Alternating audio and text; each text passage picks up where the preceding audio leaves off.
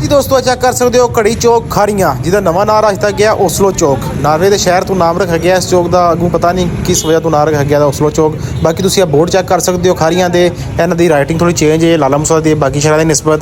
ਬਾਕੀ green colour ਦੀ ਲਹਾਈ ਹੈ, ਇਹਨਾਂ ਦੀ ਤਕਰੀਬਨ ਜਾਮਨ ਕਲਰ ਜਾਂ ਬਲੂ ਕਲਰ ਦਾ ਸ਼ੇਡ ਆ ਰਿਹਾ।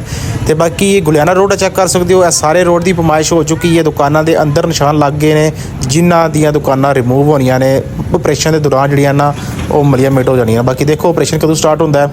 ਬਾਕੀ ਇਹ ਦੂਸਰੀ ਬਾਹਰ ਸਾਈਡ ਚੈੱਕ ਕਰ ਸਕਦੇ, ਜਿੰਨਾ ਏਰੀਆ ਤੁਹਾਨੂੰ ਕਵਰ ਨਜ਼ਰ ਆ ਰਿਹਾ ਬਲਦੀਆ ਦੀ ਤਰਫੋਂ।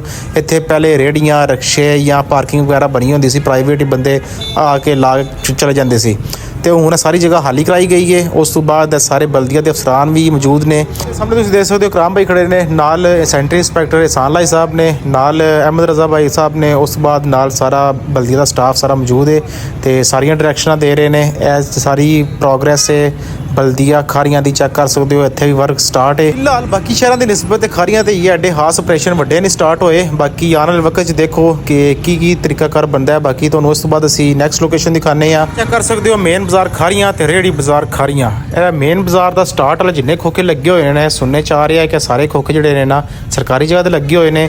ਜਿਸ ਟਾਈਮ ਆਪਰੇਸ਼ਨ ਹੋਣਾ ਹੈ ਇਹਨਾਂ ਦੀ ਮਾਰਕਿੰਗ ਹੋਣੀ ਹੈ, ਤੇ ਇਹ ਸਾਰੇ ਜਿਹੜੇ ਨਾ ਦੂਤ 'ਚ ਆ ਜਾਂਦੇ ਮਟਾਈ ਤੇ ਜਾਂਦੇ।